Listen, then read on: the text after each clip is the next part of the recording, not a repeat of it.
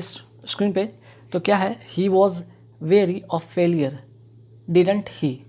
ठीक, अब यहाँ पे सबसे पहले क्वेश्चन पढ़ने के बाद दिमाग में ख्याल आता है, ये जो इस तरह का स्टेटमेंट जो लिखा जाता है, ठीक है, एक पॉजिटिव स्टेटमेंट होता है और उसके साथ एक नेगेटिव स्टेटमेंट आता है, इसे हम कहते हैं क्वेश्चन टैग। ठीक है, इस तरह का सेंटेंस को क्या कहते हैं, क्वेश्चन टैग, है ना। तो क्वेश्चन टैग का जो रूल होता है आपको समझना होगा।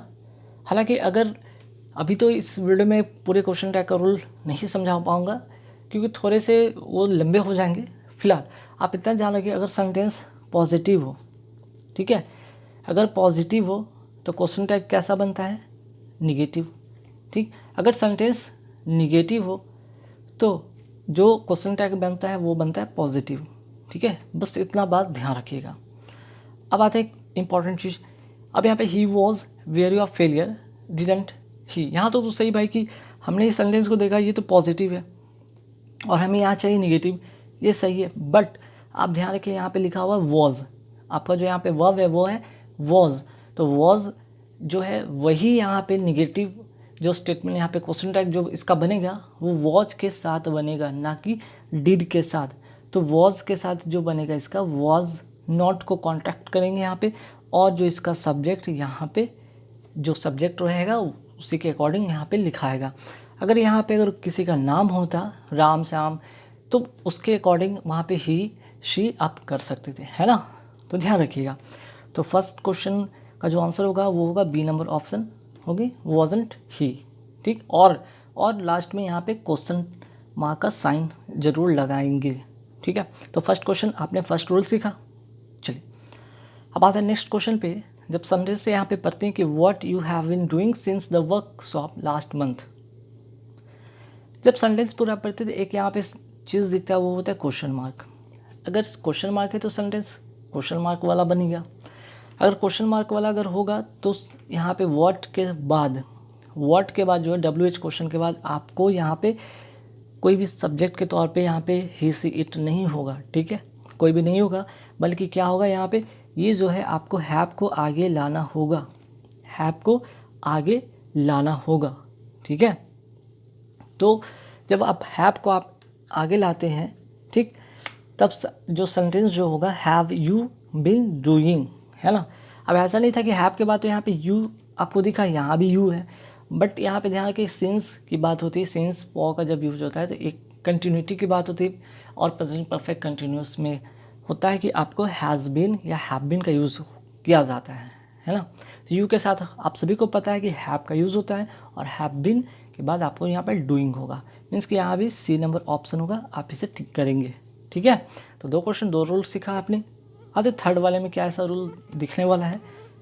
चलिए, किड्स से, किड्स कोई व्यक्ति का नाम है, वो कहता है the idea very well in this poems. ठीक है, सेंटेंस पढ़ने में बहुत अच्छा लगा, चीज़ें समझ में भी आ गई, लेकिन कई बार छोटी छोटी चीज़ें होती हैं जो कि आपको जानने लायक होते हैं और वहीं पे आप गलती कर बैठते हैं, है ना।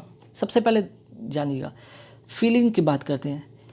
फीलिंग की अगर हम बात करते हैं, फीलिंग को क्या करते हैं, हम एक्सप्रेस करते हैं।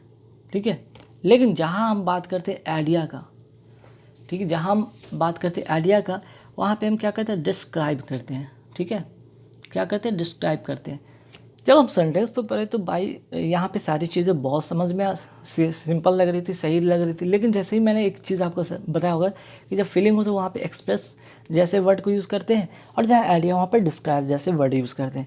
यहाँ पे मुझे दिखा आइडिया, यहाँ पे क्या दिखा, आइडिया। तो आइडिया के लिए हम क्या करेंगे, सेज नहीं करेंगे। ठीक है, क्या करेंगे, आप यहाँ पे डिस्क्राइब लगाएंगे, मीन्स कि बी नंबर ऑप्शन होगा। क्लियर, आप बी नंबर ऑप्शन पे टिक कर लेंगे। तो ये बहुत अच्छा यहाँ पे रूल सीखने वाली बात होगा। फीलिंग के लिए आप क्या करते हैं, एक्सप्रेस करते हैं, आइडिया के लिए आप डिस्क्राइब करते हैं, है ना। चलिए अब नेक्स्ट क्वेश्चन है, the enemy soldiers went back hastily. अब यहाँ पे क्या ऐसा चीज़ होगा या फिर क्या यहाँ पे गलती है जिसे आपको सुधारना होगा। तो सबसे पहले हम बात कर रहे हैं यहाँ पे सोल्जर्स की बात कर रहे हैं। ठीक है, तो एनिमी सोल्जर्स की बात कर रहे हैं, और बेंट बैक से पता चल रहा है कि बहुत तेज़ी से की बात की गई है यहाँ पे। तो इससे बात पता चल रहा है कि सोल्जर है, और वेंट बैक से भी एक चीज़ तो पता चल रहा है कि भाई वो वापस लौटने की बात हो रही है। ठीक है, जब हम बात करते हैं सोल्जर्स का, तो सोल्जर्स वाले टर्म में हम क्या करते हैं, बेंट बैक यूज़ नहीं करते हैं। पीछे हटने के लिए हम बेंट बैक का यूज़ नहीं करते हैं, बल्कि हम इसकी जगह पे क्या यूज़ करेंगे, रिट्रीट यूज़ करेंगे। ठीक है, रिट्रीट, चूँकि यहाँ पे वेंट लगा के यहाँ पे V2 का यूज़ किया गया था, इसलिए यहाँ पे भी रिट्रीटेड होगा। रिट्रीटेड का मतलब यूँ होता है मोर्चे से वापस हो जाना। ठीक है, मोर्चे से जो मोर्चा संभाल रखे थे सोल्जर, जो एनिमी सोल्जर हैं, वो मोर्चे से क्या होते हैं, वहाँ से वापस आ जाते हैं। मोर्चे से वापस आ जाना, आना या हो जाना, वापस आना या हो जाना। लेकिन यहाँ पे एक और वर्ड दिखता है, रिट्रेंच। रिट्रेंच का मतलब होता है कटौती करना। ठीक है, ये इसका आंसर नहीं होगा, बल्कि आंसर जो है इसका ये है, बी नंबर ऑप्शन इसका आंसर है। तो ध्यान रखिए, जब भी सोल्जर से ऐसे वर्ड आपको दिखे तो सोल्जर हमेशा, अगर बात करें अपने मोर्चों से वापस आने की बात होती है, वहाँ पर रिट्रीट की बात की जाती है। क्लियर, चलिए अब आते हैं फटाफट नेक्स्ट क्वेश्चन पे। नेक्स्ट क्वेश्चन है बहुत इंपॉर्टेंट, बहुत ही रूल बेस्ट रहता है ये क्वेश्चन। जब भी यहाँ पे नो सुनर दिखे, ठीक है, नो सुनर जैसे ही दिखे, आपका जो कंजंक्शन जब बनेगा, ठीक है, जो कंजंक्शन बनेगा वो क्या बनेगा भाई, सीधे सीधे आप जाने दैन बनता है। ठीक है, एंड नहीं होता है। जब भी नो सुनर रहे और इसके साथ जब कंजंक्शन यूज़ की बात करते हैं तो नो सुनर के साथ दैन का यूज़ करते हैं। ठीक है, कई बार मैंने प्रीवियस ईयर कई ऐसे बहुत सारे ऐसे मैंने वीडियो बनाए थे जिसमें कि आपको इससे रिलेटेड रूल आपको सिखाया था। No sooner dot dot dot than का यूज़ करते हैं, है ना। चलिए अब आते हैं नेक्स्ट क्वेश्चन पे। नेक्स्ट क्वेश्चन है, we have already disposed our old house. ठीक, अब यहाँ पे देखिए डिस्पोज के साथ यहाँ पे कहा गया कि ओडा वाले ऑफ यूज़ करें, ऑफ यूज़ करें या ऑट यूज़ करें।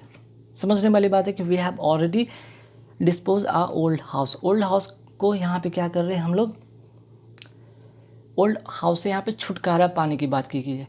तो ध्यान रखिएगा, ये डिस्पोज के साथ हमेशा जो फिक्स प्रीपोजिशन होता है ऑफ का यूज़ होता है। ठीक है, फिक्स प्रीपोजिशन वाले में मैं वीडियो जब बनाया था तो उसमें भी मैंने फिक्स प्रीपोजिशन का जो है इस बात का मैं वहाँ पे जिक्र किया था कि ध्यान रखिएगा कभी भी डिस्पोज के साथ ऑफ यहाँ पे लगाते हैं जब आप छुटकारा पाने के सेंस की बात करते हैं। ठीक है, तो आप सी नंबर ऑप्शन का यूज़ करेंगे। काफ़ी इंपॉर्टेंट क्वेश्चन है, ध्यान में रखिए इसे।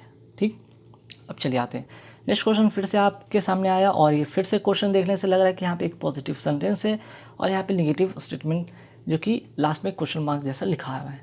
तो जैसे ही ऐसा क्वेश्चन दिखता है, सेंटेंस दिखता है, वो क्वेश्चन टैग का सवाल होता है, क्वेश्चन टैग का सवाल होता है। अभी पहले वाले क्वेश्चन को मैंने बताया था कि ऐसे ही बनता है। ठीक है, तो सेंटेंस पॉजिटिव हो क्वेश्चन टैग नेगेटिव, अगर सेंटेंस नेगेटिव हो तो क्वेश्चन टैग पॉजिटिव।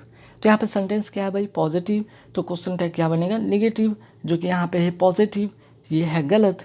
तो हम क्या करेंगे, चूँकि और यहाँ पे बताया जो वर्ब होगा वो तो वर्ब वो होगा, उसके साथ नेगेटिव नॉट का यूज़ करेंगे, और जो यहाँ पे आपका सब्जेक्ट के तौर पे जो भी ही सी इट नेम है वो यहाँ पे लिख देंगे, और लास्ट में क्वेश्चन मार्क लगाएंगे, मीन्स कि कांट वी होगा। ठीक है, we can buy anything in this shop, can't we, last में क्वेश्चन मार्क, मीन्स कि बी नंबर ऑप्शन होगा इसका करेक्ट आंसर।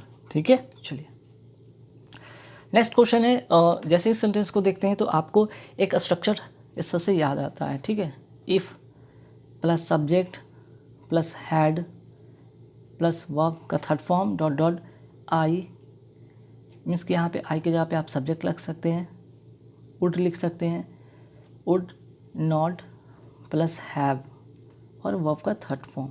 तो ऐसा स्ट्रक्चर जैसे दिखता है, आप क्या करेंगे, if I had followed your advice I would not have regretted today. ठीक है, I have not regretted today. तो इस स्ट्रक्चर के हिसाब से जो होगा ऑप्शन नंबर सी इसका करेक्ट आंसर होगा। ध्यान रखिए, इस स्ट्रक्चर को आप जरूर दिमाग में रखिएगा, कई बार इससे रिलेटेड क्वेश्चन एग्जाम में बनते हैं। ठीक, चलिए नेक्स्ट जो क्वेश्चन पे आते हैं, ये भी बहुत ही इंपॉर्टेंट क्वेश्चन है, अपने आप में एक कह सकते हैं फिक्स प्रीपोजिशन जैसा वर्ड है। जैसे कि यहाँ पे लिखा हुआ है एक word answer of, answer for का मतलब होता है जवाब दे होना। क्या होना भाई, जवाब दे होना, मीन्स कि आपके ऊपर कोई जिम्मेदारी थी और उसके लिए आप उस चीज़ के लिए जिम्मेदार हो, जवाबदेह हो। ठीक है, somebody must be made to answer for the securities scam, means कि सिक्योरिटी स्कैम्स की घटनाएं हुई थी, जो ये चीज़ हुआ था उसके लिए कुछ लोग जिम्मेदार थे या उन्हें जवाबदेह माना गया था। ठीक है, तो यहाँ पे पूछा गया था भाई आंसर के साथ क्या हम टू लगा सकते, अपॉन लगा सकते, आफ्टर लगा सकते, या नो इम्प्रूवमेंट रखेंगे। तो आंसर होगा नो इम्प्रूवमेंट, मीन्स कि ये सही है, ठीक है, ये सही है। अब सवाल पे आते हैं क्वेश्चन नंबर 10 पर, corruption is the most serious problem in India. तो क्या ये यहाँ पे कुछ चेंजेस कर सकते हैं? द मोस्ट सीरियस नहीं, कॉम्परेटिव तो बनाने नहीं है, सीरियस सर कोई यहाँ पे फिर से कंपैरिजन जैसा कोई वर्ड होता नहीं है, और सीरियस यहाँ पे सिर्फ corruption is serious problem in India नहीं कर सकते, बल्कि यहाँ पे जो सेंटेंस होगा वो होगा नो इम्प्रूवमेंट, मीन्स कि करप्शन इज़ द मोस्ट, क्योंकि उस प्रॉब्लम के बारे में हम उस पर फोकस कर रहे हैं, बता रहे हैं कि ये जो है मोस्ट सीरियस, बहुत ही गंभीर, ये कह सकते हैं कि प्रॉब्लम है, एक गंभीर और बहुत ही बड़ी समस्या है इंडिया में, ठीक है, करप्शन। चलिए